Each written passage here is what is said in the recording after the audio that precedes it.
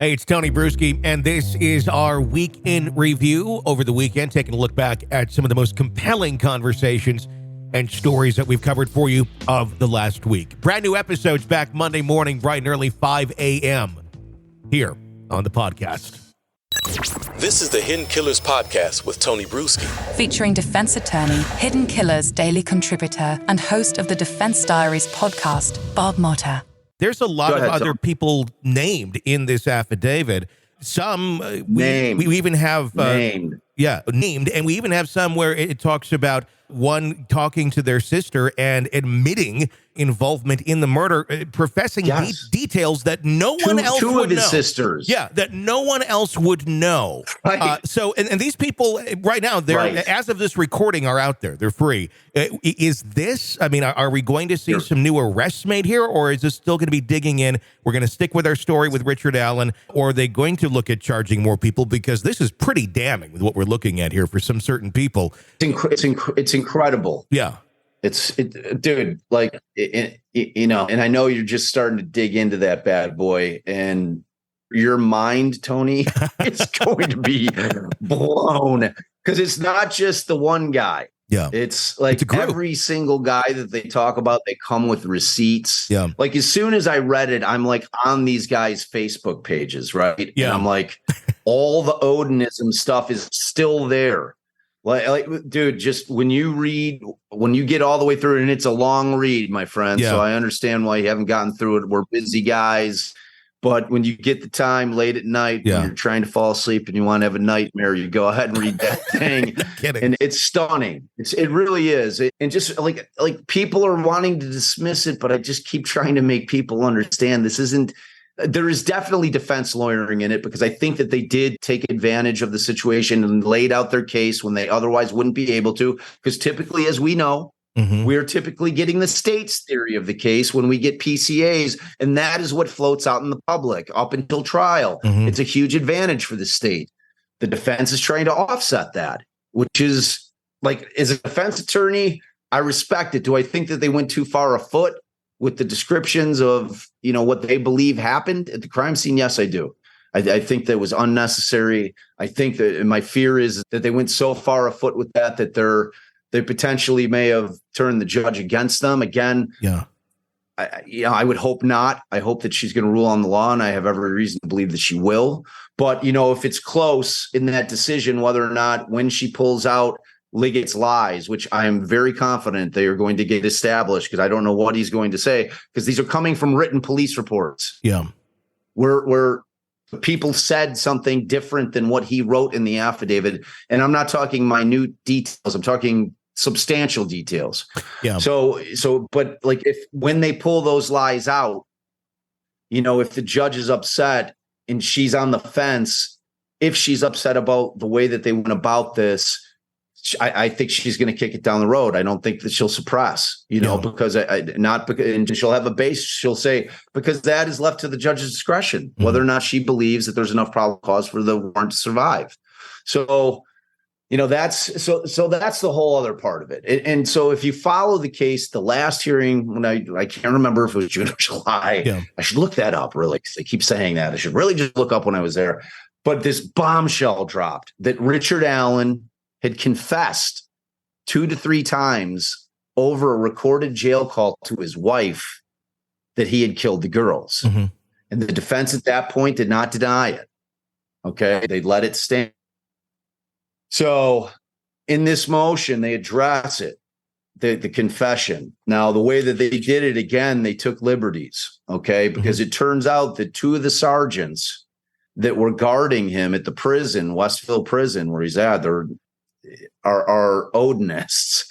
And again, they come with receipts. I went on to these guys' Facebook pages, and it's all Odinism. These guards were wearing patches that said on their government issued uniforms, mind you, saying "In Odin we trust," and then one had the 3 symbols of 3 triangles, which is an Odinistic symbolism. Okay. Yeah. So these guys are clearly Odinists.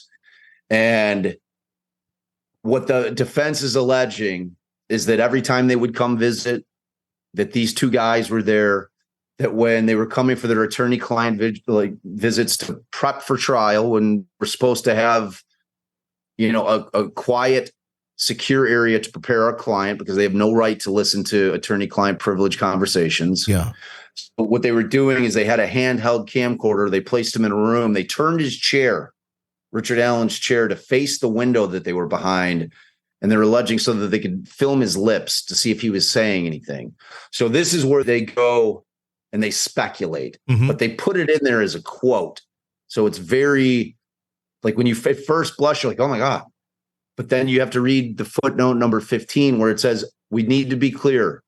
This is not what Richard Allen said to us, but we're assuming that had these gentlemen not been there watching every move, every word that's said, that this is what he would have said to us, which is what I just said, that essentially hey, these guys told me that if I don't tell my wife that I killed these two girls, that they're going to kill my wife and family. Oh my God. So I mean, that is like mind blowing, right? I mean, that's insane. And the scary part of all this is, like you said, there's receipts for a lot of these things. It's not just this wild defense story that someone is making up, like Corey Richin saying it's a fake book, or like this is like, oh my God, this might all completely add up. Yes, exactly. And so, but what they do say that he did say is that he would mumble, like when they would come in, he'd say, like, so they're claiming that he didn't actually say those words, but that he did say, is my wife alive? Is my family alive? Is my wife okay? Is my family okay? So it's like, you don't have to take, because the way that you look at that is, because at that hearing that I was at where the bombshell dropped about the confessions, okay, one of the things that the judge did rule on is she put a restraining order against the prison. They're not allowed to film him. So you had a couple of months after the fact to where they're doing jail visits. You have to wonder, I mean, of course, if they're not filming, that doesn't mean that they're still not present and lurking within earshot, to where Richard Allen still would not feel comfortable saying it, because frankly, if that's true, he's got to be worried that they're going to kill him somehow, like, and make it look like a suicide. I mean, like, people want to act like this kind of thing doesn't happen in prisons, but I've got news for you. It does. Well, yes. And what they also, and this all plays in together, the big question that's been for a long time, why the hell is he in prison? He's innocent till proven guilty. He's in a prison, not a jail. I know. That doesn't make any sense. Their claim is that the Carroll County Jail was not secure enough for them to keep him safe.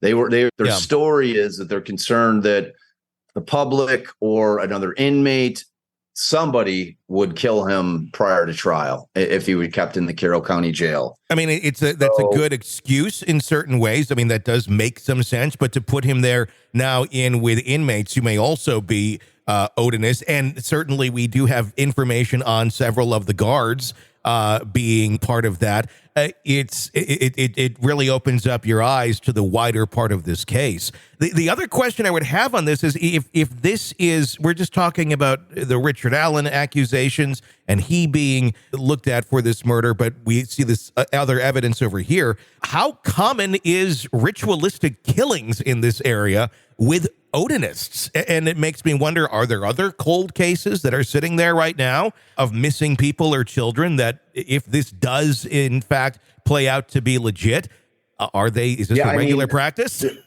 That's what the pushback, like, that's what people are like having a hard time wrapping their mind around. There's odinists in rural Indiana. Well, that's exactly the types of areas where these kind of things happen. Yeah, that or rural Idaho. In terms of, like, the only thing that I've seen is that there were two young girls that were burned up in a house fire that they know was arson that happened within 3 months of this. And what they're saying with the Odinist thing is that they've co-opted the Odinism, but it's really that they're white supremacists. Okay. Like, you'll see it in there. Like, that's that first sentence that you read, in the actual memo. So that's what they've said, that they're using the guide of Odinism. They're doing the rituals, but that really they're white supremacists. And what they're saying, and it gets crazier, Tony, because there's an actual link. So when you get to it, and I waffle between using their names because they name all these guys. And obviously these guys are like, they were guys that were clearly investigated. There's, but so like for our purposes, let's just not name them. I'm going to use the initials BH. Yeah. Okay. And so BH's son was, and they use quotes, was dating Abby.